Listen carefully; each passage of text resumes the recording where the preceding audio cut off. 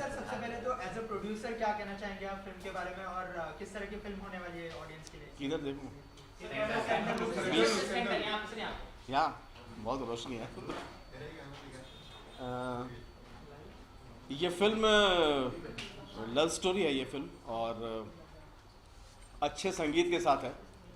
इसमें अध्ययन सुमन, सारा लॉरेन एंड संस्कृति Jain is the main lead, और एक फोटोग्राफर की कहानी है, और फोटोग्राफर और मॉडल के बीच की केमिस्ट्री आपको देखने को मिलेगी। और संस्कृति जो प्ले कर रही है, सेंट्रिक कैरेक्टर रोल प्ले कर रही है और बहुत ही स्ट्रॉन्ग कैरेक्टर प्ले कर रही है। तो अच्छे लोकेशन से अच्छे संगीत है, और मैं चाहूँगा कि आप लोग जाएं, फिल्म को देखें, जो कि 22 जुलाई को फिल्म रिलीज़ हो रही है। इसके अलावा सर सोशल मीडिया पर भी काफ़ी फेमस हो गई है। हालांकि प्रमोशन कम हुआ है लेकिन सोशल मीडिया पर काफ़ी बज़ है इसका, तो क्या कहना चाहेंगे? क्या स्ट्रैटेजी थी प्रमोशन को लेकर? आज का जो यंग जनरेशन है वो आजकल सोशल मीडिया पे ज़्यादा ही एक्टिव है। तो हम लोगों ने ये प्लानिंग किया था कि और सब जगह थोड़ा थोड़ा कट करके सोशल मीडिया को ही फोकस करेंगे। और जो फिल्म है हमारी, वो यंग जनरेशन्स के लिए फिल्म है, वो जाते हैं देखने फिल्म, और हर वीक उनको एक अच्छी फिल्म चाहिए। और ऐसी फिल्म है ये, अच्छी स्टोरी है और love story, musical love story है।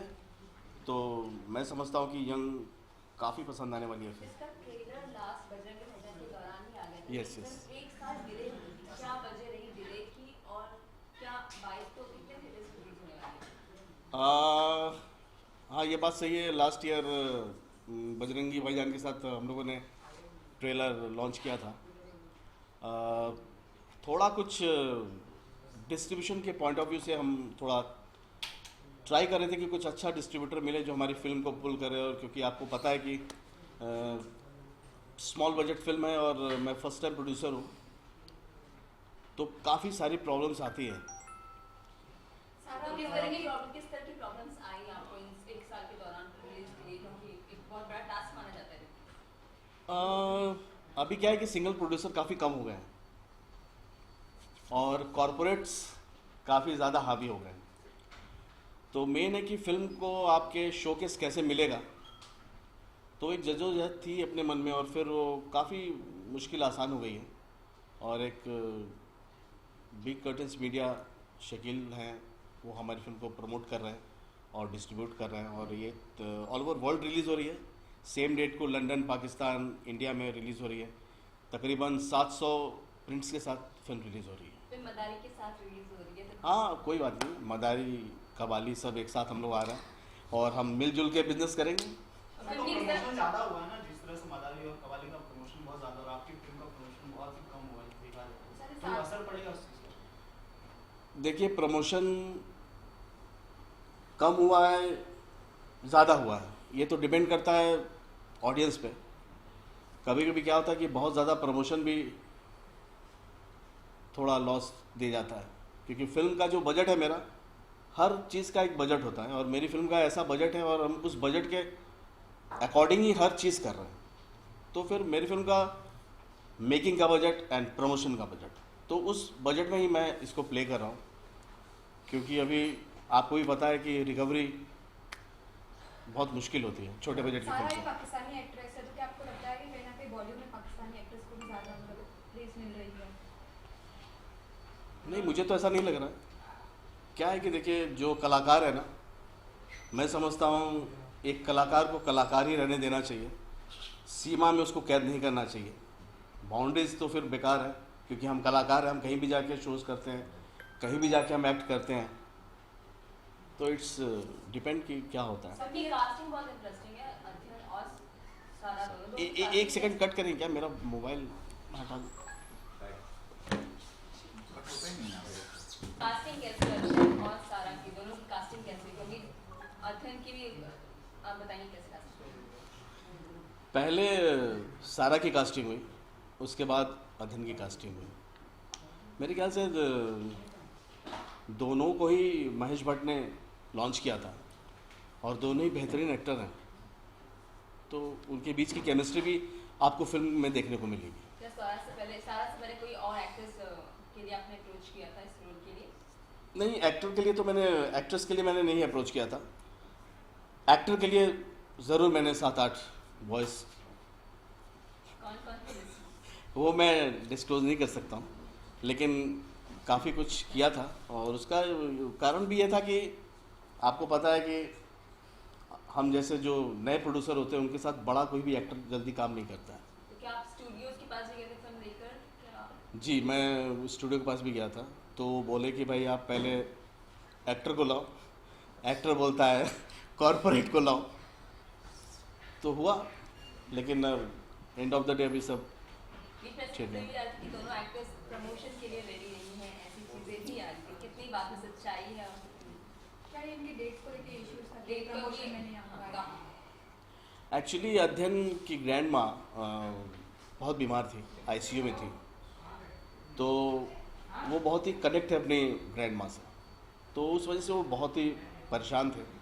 तो उन्होंने बोला कि अजय जी जैसे ही मैं इनको घर ले आऊँगा, मैं आपके साथ आ जाऊँगा।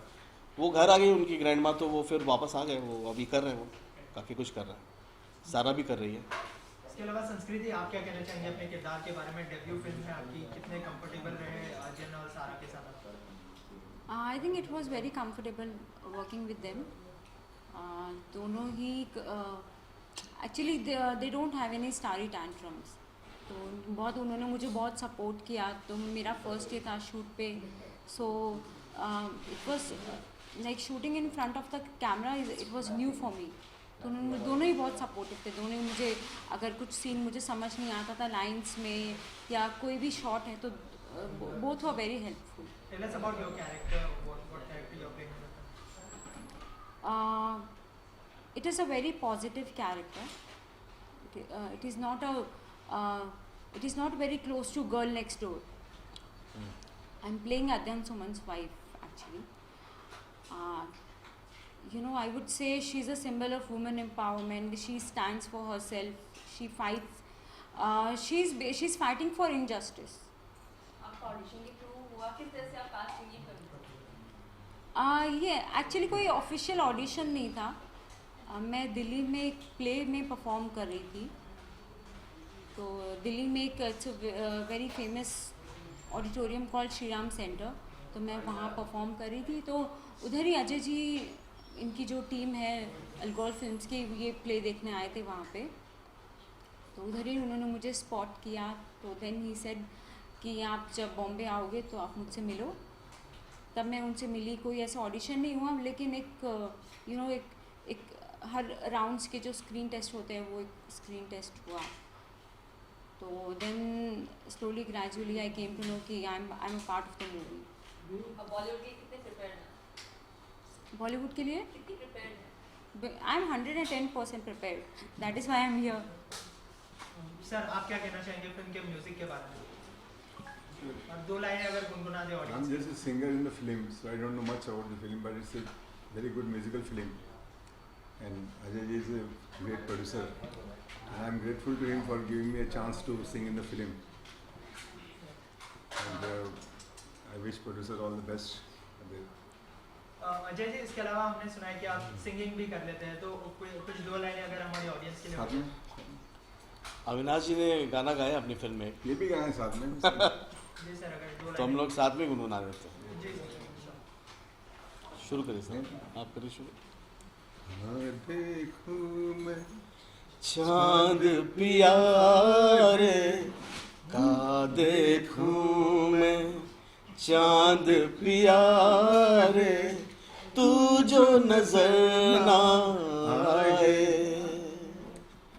नमरान अमावस लागे, पूनम रान अमावस लागे, पल पल जी घबराए,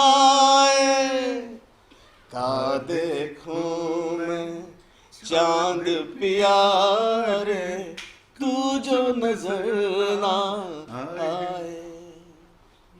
thank you sir. Thank you.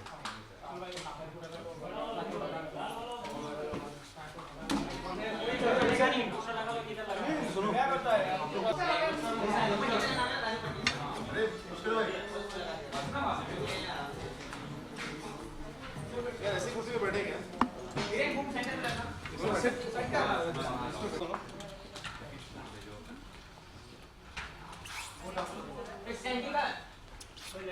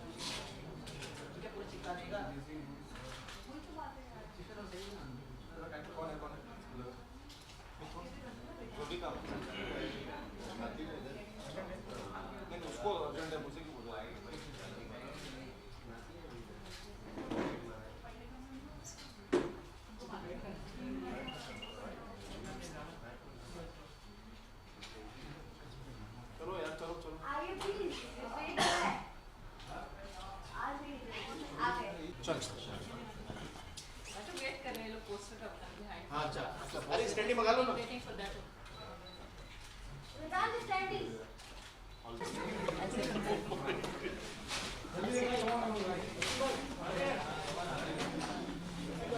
शाले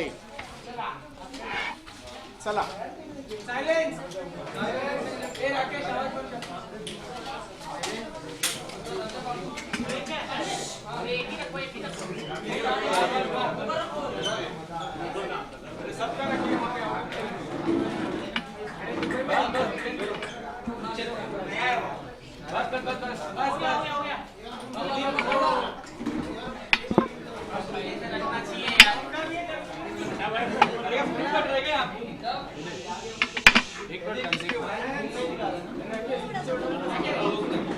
अब जगह नहीं है सर बड़ा टेबल लाना पड़ेगा नहीं आ जाए बड़ा टेबल आएगा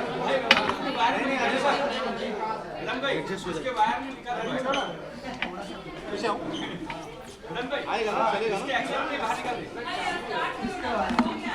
एक सेकंड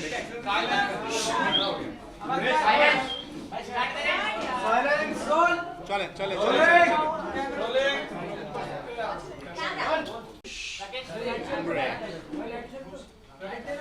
सबसे पहले तो इस क्लिप में आप दोनों का क्या किरदार है, किरदार के बारे में थोड़ा कुछ बताइए। आदित्य वर्धन का किरदार प्ले कर रहा हूँ फिल्म में और फोटोग्राफर का रोल निभा रहा हूँ फिल्म में। एक सक्सेसफुल फोटोग्राफर बनना चाहता हूँ, स्ट्रगलिंग जैसे ज़िंदगी में हूँ, स्ट्रगल कर रहा हूँ लाइफ में कुछ बनने के लिए, वैसे ही फिल्म में भी कुछ बनने की कोशिश कर रहा हूँ। और कैसे सारे रिश्ते तोड़कर बाउंड्रीज़ को क्रॉस करके ये लड़का अपनी ज़िंदगी में कुछ अचीव करता है और जब अचीव करता है तो रियलाइज़ करता है कि अपनी ज़िंदगी में वो कितना अकेला है टॉप पर। इस तरीके से इस लड़के का करियर कैरेक्टरग्राफ जो है वो आगे बढ़ता है फिल्म में। कितना रिलेट किया आपने किरदार से, जैसे कि आपने कहा कि मैं रियल लाइफ में भी जितना स्ट्रगल कर रहा हूँ उतना फिल्म में भी कर रहा हूँ, तो कितना रिलेट किया आपने? नहीं एब्सोल्युटली यार, मैंने एक फिल्म की थी 2009 में जश्न, जिसका टैगलाइन मुझे बहुत पसंद था, जो कहता था कि every nobody wants to become a somebody. तो ये एक आम इंसान की कहानी है, अपने करियर में कुछ ना कुछ कोई ना कोई हमेशा बनना चाहता है। तो जहाँ तक रिलेटिबिलिटी का सवाल है, डेफिनेटली एज आई सेड कि प्रोफेशन अलग है फिल्म में, लेकिन स्ट्रगल तो वही है, इंसान कुछ ज़िंदगी में अचीव करना चाहता है। So definitely there was relatability in the character. Sara what you want to say about the character? मेरे लिए थोड़ा अलग था क्योंकि मैंने मर्डर 3 में कुछ अलग किया था, फिर बरखा एक मेरी फिल्म आई थी और फिर ये एक ऐसी लड़की की कहानी थी जिसको पता नहीं है कि उसके अंदर टैलेंट है और उसे पता नहीं है कि खूबसूरत है या कुछ भी। तो मैं भी I was a Tom boy at my childhood, तो मुझे सबने बोला तुम बहुत फोटोजेनिक हो। मैं बोला यार मेरे को फोटोग्राफ से बहुत प्रॉब्लम है यार। सो वो शायद छोटी छोटी चीज़ें थी जिससे मैंने कनेक्ट किया। और म्यूज़िक मुझे अच्छा लगा था सबसे पहले, तो मुझे लगा कि ठीक है, इट्स लाइक आजकल सॉन्ग्स हमें अच्छे लगते हैं और कभी फिल्म कैसी बनती है और कभी बहुत कमाल फिल्म बनती है, लोगों से कनेक्ट नहीं करती। तो आई थिंक ये सब ऑडियंस के ऊपर है कि उन्हें फिल्म कैसी लगेगी। लेकिन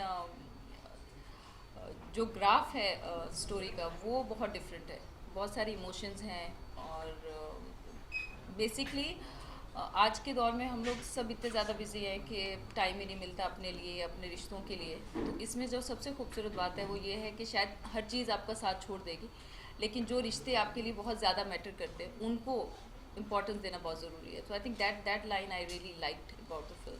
अगर काफी समय ले लिया फिल्म में रिलीज होने को, तकरीबन नहीं, एक साल पहले. हाँ एक साल. आई थिंक फिल्म का एक सफ़र होता है. फिल्म पहले तो प्री प्रोडक्शन स्टेज में होती है, फिर ऑब्वियसली शूटिंग स्टेज पर आती है. उसके बाद बहुत सी चीज़ें, बहुत से फैक्टर्स हैं. जैसे कि हम सब जानते हैं आज थिएटर्स गिने चुने हैं और फिल्में इतनी सारी बन रही हैं आज, स्पेशली खास कर की छोटी फिल्में जहाँ पर यू डोंट हैव शाहरुख और Salman, you don't have Hrithik, you don't have a huge star in the film.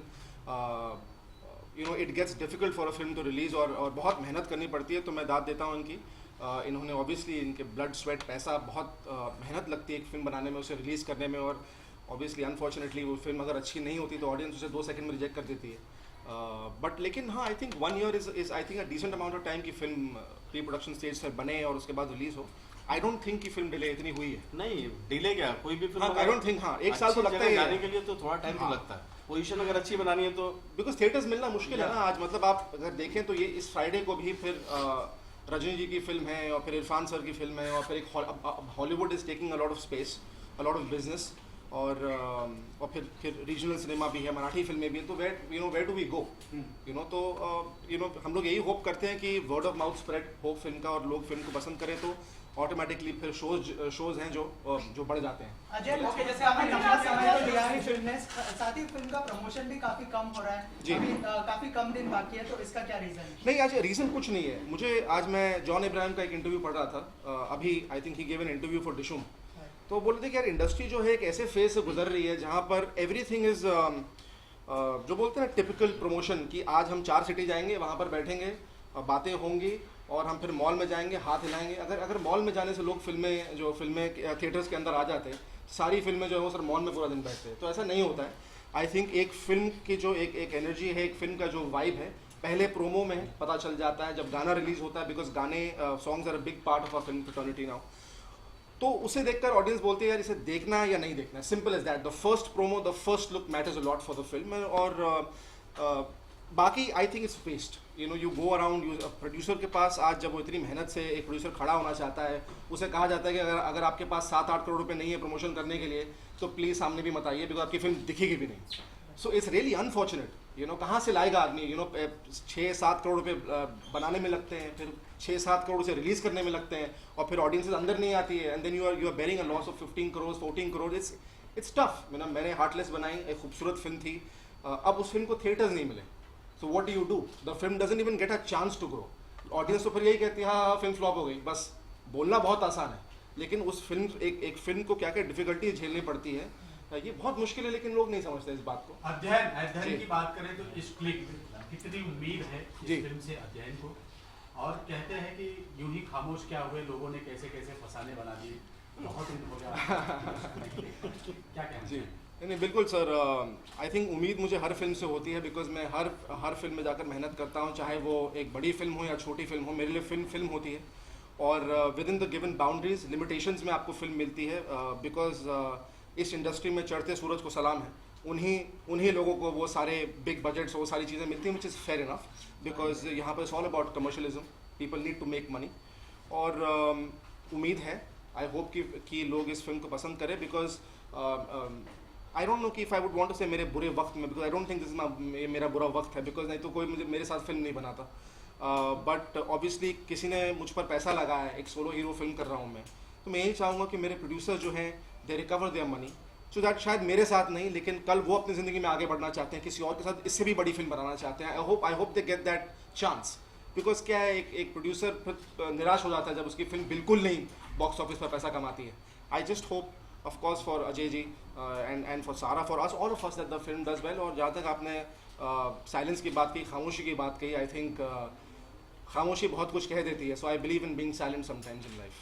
अध्ययन के ऊपर हमेशा से आरोप लगता रहा है कि अध्ययन प्रोड्यूसर की जेबें पहले देखते हैं, बैंक बैलेंस क्या है प्रोड्यूसर का. अच्छा, क्या है सच्चाई? कौन, किसने आरोप लगाया? मैं तो किसी को नहीं जानता. सूत्रों से खबरें आई हैं. सूत्रों से खबर कौन है यहाँ पर? कौन है सूत्र? Okay, अध्ययन you mentioned twice, you know, कि थिएटर नहीं मिलते हैं, जी. थिएटर नहीं मिलते हैं. शेखर जी की बात करें, वो खुद इंडस्ट्री का जी. इतने सालों से हिस्सा रहे हैं. जी. एक वक्त था जो फिल्म मेकिंग बहुत चुनिंदा लोगों को पता थी, you know, Manmohan Desai, Prakash Yeah, Mehra yeah, production. और yeah. उस वक्त पे पिक्चरें, यू नो, 25-25 हफ्ते चलती थी. सिल्वर, गोल्डन जुबली का दौर होता था, 3 दिन का मान पड़ जाता है. आपको लगता है कहीं ये जो मोनोपोली चली आ रही है, जहाँ से बड़े बैनर्स पूरा थिएटर या पूरा ले लेते हैं स्क्रीन, उसको तोड़ना चाहिए? नहीं, बिल्कुल तोड़ना चाहिए, बिकॉज अभी सारा ने बहुत अच्छी बात कही। कल जब हम एक इंटरव्यू दे रहे थे, उन्होंने कहा कि सैराट जैसी फिल्म अगर उस स्टारकास्ट को लेकर आप कहीं जाएं, कोई डायरेक्टर किसी के पास कहे कि सर इसमें ज़रा 10 करोड़ रुपए लगा देना, शायद कोई उन्हें एंटरटेन भी ना करे, लेकिन आज करेंगे बिकॉज उस फिल्म ने अननोइंगली 100 करोड़ रुपए कमा दिए। इसलिए कंटेंट वर्क्स, लेकिन कंटेंट के ऊपर भी आज लोग नहीं, इट्स नॉट अबाउट कंटेंट के ऊपर भी लोग थिएटर नहीं देते हैं आज। आई एम सेइंग कि फिल्म अच्छी होती है, लेकिन उसको थिएटर्स कौन देगा? बिकॉज एक फिल्म को आज, जैसे कि आपने कहा कि ग्रो करने के लिए पहले फिल्में 25 हफ्ते चलती थी, एटलीस्ट एक हफ्ते तो दीजिए, एटलीस्ट 4 शो तो दीजिए।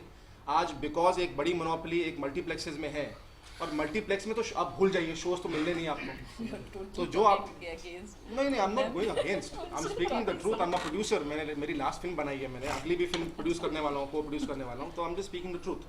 It's difficult to get shows, and exhibitors and distributors should be a little more kind towards people who are new.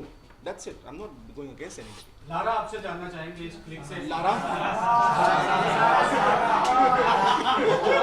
Sir वो अपना नाम एक बार ऑलरेडी बदल चुकी हैं, फिर ना बदले। सारा जैसे ही फिल्म इंडस्ट्री को पता चला कि सारा फिर से कमबैक कर रही है, सभी लोगों ने एक साथ ये कहा कि मेरे अंगने में सारा का क्या काम है। क्या कहना चाहिए? नहीं, पता नहीं, कम बैक तो नहीं, but I think I am outsider, और यहाँ एक दूसरी जगह पे आना, जब आके कोई आपका मेंटोर नहीं है, कोई आपको पुश नहीं कर रहा, सो आपको इस तरह के बेबी स्टेप्स लेने पड़ते हैं अपने आप को प्रूव करने के लिए एज एन एक्टर। तो तब शायद आप अपने कैरेक्टर को ज़्यादा देखते हैं, अपने आप को प्रूव करने के लिए आपके पास जो चॉइसेस आती है उसमें जो आपको बेटर लगता है और जिससे आप कनेक्ट होते हैं, जिस स्टोरी से आप वो करते हैं, और कौन सी फिल्म कब हिट हो जाएगी आपको पता नहीं। सो आपके लिए वो ज़्यादा ज़रूरी है कि आप मूव ऑन करते रहें, और ये नहीं कि किसी ने कुछ कह दिया या पता नहीं, मैं तो ज़्यादा सुनती नहीं, लेकिन I think as an actor मुझे खुद को अभी ग्रो करने के लिए बहुत सारा काम करना ज़रूरी है। So I can't decide anything right now. Please continue. नहीं, मैंने कहा मैं ही डिसाइड नहीं कर सकती, तो कोई और डिसाइड कर रहा है, तो दैट्स देयर चॉइस। ओके, 3 दिन रह गए हैं, और इस 3 दिन में क्या प्लानिंग होगी? क्योंकि बहुत कम वक्त है फिल्म को प्रमोट करने के लिए। 22 को फिल्म रिलीज हो रही है, as it is mention in the poster. क्या स्ट्रेटजी रहेगी? There be a city tour, और you will be here in Mumbai promoting your film on a different platform? No, I think we will be in Mumbai. I think what matters, जैसे कि मैंने आपसे कहा कि content बहुत मैटर करता है। मैं कहीं भी चले जाऊँ, कोई भी देश में चले जाऊँ, कोई भी कंट्री चले जाऊँ, लेकिन आई थिंक कि जब ये फिल्म का प्रोमो आया था, जब गाने आए थे, तो लोगों ने, जिन लोगों को देखनी है नहीं देखनी है, उन लोगों ने अपना मन ऑलरेडी बना लिया है। तो इट डजंट मैटर नाउ। लेकिन हाँ, एक लेवल पर जो करना पड़ता है, प्रमोशन करना पड़ता है। ऑब्वियसली मीडिया के बगैर we can't get anywhere, we can't reach out to the world, you know. तो हम थैंकफुल हैं कि आप लोगों को सपोर्ट रहता है हमेशा, और उसके बाद जो चीज़ें हैं वो अजय जी कर रहे हैं। बट आई फील कि हर फिल्म का एक बजट होना चाहिए, हर फिल्म की एक स्ट्रैटेजी होनी चाहिए कि लोगों तक कैसे पहुँचाएं उसे। हर film can not be equal, can not be the same. Are you in talk with Kapil Sharma for the show to be there for the promotion of the film? I wouldn't know. Are you in talks with Kapil sir? Or would you love to be a part of it? I would love to be a part of Kapil Sharma show any time, but I think अभी थोड़ा सा इस बार late हो गया है। मैं actually my grand mom is not keeping too well, तो मैं थोड़ा सा अवे रहा हूँ। बट आई थिंक ये जानते हैं कि आपने बात की है। अजय जी, आप कैसे बोलते हैं आपकी फिल्म के बारे में? हाउ इट इज शेप्ड, किस तरह बनी है? नई फिल्म बहुत अच्छी बनी है, और म्यूजिकल लव स्टोरी ये मूवी है, और अध्ययन और सारा ने बहुत ही अच्छा काम किया है, और इनके लुक की हर तरफ तारीफ हो रही है, और मैं तो चाहूँगा कि इनका जो लुक हो सबको पसंद आए, और फिल्म हमारी दर्शक जाके देखें। मेरी तो बस इतनी तमन्ना है कि थिएटर तक लोग आएँ और फिल्म को देखें। अजय जी प्रोड्यूसर उम्र से बुरा नहीं हो, प्रोड्यूसर उम्र से No. I've gained weight. I've bulked up for my next film. Can you tell us about your next film? I can't tell you about my next film right now, but all I can say is I am writing my next film Okay. and working out at the same time. So there's something very exciting that I'm doing, because कुछ ना कुछ अलग करना बहुत ज़रूरी है. You can't just keep doing the same thing again and again. You have to find out different ways to get where you want to get in your life. So I'm hoping. अध्ययन, इसके अलावा ऋतिक और कंगना के बारे में बहुत कुछ बोला गया है, बीच में आपके तरफ से भी बयान आया था, तो इस बात को लेकर क्या क्लैरिफाई करना चाहेंगे? कुछ क्लैरिफाई करना नहीं चाहूँगा। आई थिंक लोगों के लिए शायद वो सिर्फ एक गॉसिप होगा, लेकिन जिस वक्त मैंने इस चीज़ के बारे में बात की थी, वो एक इमोशनल स्पेस से आ रहा था। मेरा रिश्ता जो था वो एक पब्लिक स्पेस में था, इसलिए मुझे लगा कि उसकी क्लैरिटी देना एक पब्लिक स्पेस में होना चाहिए। जब ऋतिक सर और इन दोनों के बीच में जब इनकी कंट्रोवर्सी चल रही थी तो मेरा नाम फिर से ड्रैग किया जा रहा था इस कंट्रोवर्सी में। I have got nothing to do with this. तो मैंने ऑब्वियसली सबसे रिक्वेस्ट की कि please don't drag my name, लेकिन वही है ना कि अगर आप बात ना करें तो फिर लोग बात करते रहते हैं इसके बारे में। तो मुझे लगा कि एक बार क्लैरिटी दे देनी चाहिए and that's it and that's all I did. In fact DNA में जो है DNA पेपर जो है वो मेरे पीछे पड़ा हुआ था इतने दिन की। आई थिंक अगर आप लोग बात करेंगे तो मैं कुछ बोल ही नहीं पाऊँगा। तो DNA पेपर जो है उन्होंने मुझसे कहा कि अध्ययन I think that you should clarify your stance and you should talk about it. ऐसे कोई फ़ायदा नहीं है बिकॉज लोग सिर्फ एक ही चीज़ जानते हैं, ये पब्लिसिटी चाहता है। लोग ये नहीं जानते कि पब्लिसिटी से इंसान का क्या होना लाइफ में, सिर्फ गालियाँ ही पड़ती हैं। और मैं उस फैमिली से नहीं आता हूँ और मुझे इस तरीके की पब्लिसिटी की ज़रूरत नहीं है लाइफ में। लेकिन मुझे लगा ठीक है, मे बी अब नहीं तो कभी शायद मैं ज़िंदगी में अगर सक्सेसफुल हो जाऊँ और डेफिनेटली होऊंगा, उस वक्त इसके बारे में मेरे पास ज़िंदगी में स्पेस नहीं होगा, वक्त भी नहीं होगा। इसलिए मुझे लगा let me just talk about it and finish it of and that's it. और मैंने एक इंसान से बात की और फिर आई थिंक फारिदून से बात की थी। उसके बाद मैंने किसी से बात नहीं की। सबके फ़ोन कॉल्स आए, I think you should clarify, I think you should talk. ऐसे there nothing to clarify, there nothing to talk. मुझे सच बोलना था, आप उसको बिलीव करें नहीं बिलीव करना ना करें। आपको लगता है कि मैं लूज़र हूँ या मैं पब्लिसिटी के लिए कर रहा हूँ, वो आपका थॉट है। बहुत से लोग सपोर्ट में भी आए, बहुत से लोग जुड़े भी। So I am really thankful to them that they came forward. अध्ययन कहीं ना कहीं खुश है कि आपने एक बड़ा स्टैंड लिया अपने लिए। एब्सोल्युटली यार, आई थिंक आज की ज़िंदगी में अपने लिए स्टैंड लेना बहुत ज़रूरी है। You have to fight your own battle, you have to take a stand, चाहे वो एक मर्द हो या औरत हो। I think it's not about कि लोग बोलते हैं इट्स अबाउट फेमिनिज्म और about being a man. It is about being a good human being और about being a human being. And if that means you have to take a certain stand in your life, चाहे वो आपकी ज़िंदगी के लिए हो, आपके reputation के लिए हो, आपके करियर के लिए हो, I think you should take it in a very dignified way. ये मतलब नहीं कि स्टैंड लेकर दूसरों को गालियाँ देना शुरू कर दें आप, बट आई थिंक सच बोलना चाहिए और मुझे सच से डर नहीं है। एक आखिरी सवाल चलते चलते अजय जी। जी मुहावरा आएगा सर, मुहावरा। प्रोड्यूसर उम्र से बूढ़ा नहीं होता, प्रोड्यूसर उनसे बूढ़ा नहीं होता, पैसे बांट के बूढ़ा हो जाता है। क्या कुछ ऐसा लगा है फिल्म बनाते पैसे बांट के? सर आप ऐसे क्यों बातें कर रहे हैं सर? नहीं ऐसा बिल्कुल नहीं लगा। और मेरे एक्टर जो हैं बहुत ही कोऑपरेटिव थे। मैं जब भी बुलाता था, जैसे भी रखता था, जैसे भी बोलता था आने के लिए, ये लोग हमेशा रेडी रहते थे। और एक्स्ट्रा डेज भी दिए सर। अरे मैं तो बोल रहा हूँ बीच में हमारी थोड़ी सी एक अनबन भी हो गई, हम लड़े भी। हमने कहा सर स्क्रिप्ट जो है वो शायद ठीक तरीके से नहीं जा रही है। दे वर वेरी काइंड। डायरेक्टर साहब बैठे, प्रोड्यूसर साहब खुद आए, बोले तुम लोग इतना वक्त दे रहे हो, टाइम दे रहे हो, वी आर वेरी ग्रेटफुल और हम आपके चेंजेस इनकॉर्पोरेट करना चाहेंगे। So we as I said यार, छोटी हो बड़ी हो film doesn't matter. I think कि फिल्म को सही डेस्टिनेशन पर पहुंचाना बहुत ज़रूरी होता है। So that's exactly what is done. अच्छा है ना अभी। अध्ययन आखिरी सवाल चलते चलते, हाँ जी, गाना एक गाना, 2 लाइन अगर गाना। सुना दें हमारे दर्शकों को। और साथ में आई थिंक अजय जी और मैं साथ में गाएंगे, है ना? तुझ पे फना मैं इस तरह, हर पल तेरी ही तश्नगी, मेरा सुकून मेरा जुनून, तू ही मेरी है हर खुशी, बस तुझी में महफूज मेरा सारा वजूद, तू ही मेरी जिंदगी, मारा तुझी को खुदा,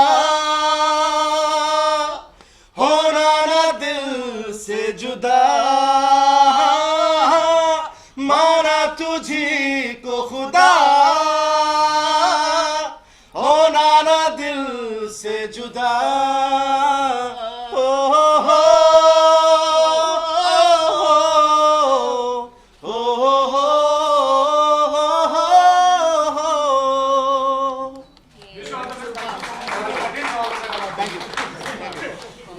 थैंक यू।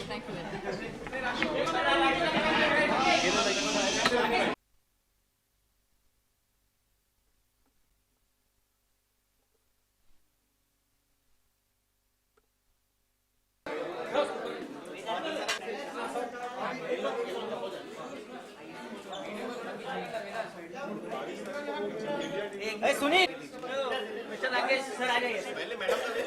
नहीं सोलो हो गया ग्रुप सब पीछे हो जाओ, पीछे हो जाओ यार। अजय सर पीछे हो जाओ। माइक किसका है ये?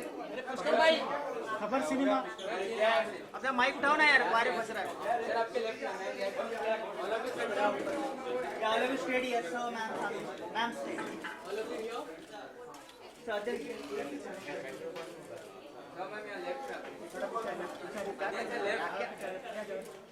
या स्टेडी है ऑल ऑफ यू।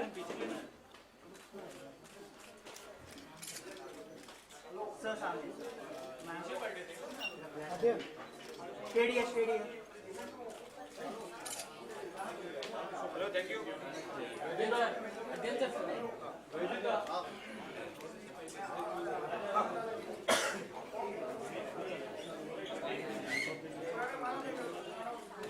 स्टेडी है, स्टेडी है। या ऑल ऑफ यू स्ट्रेट।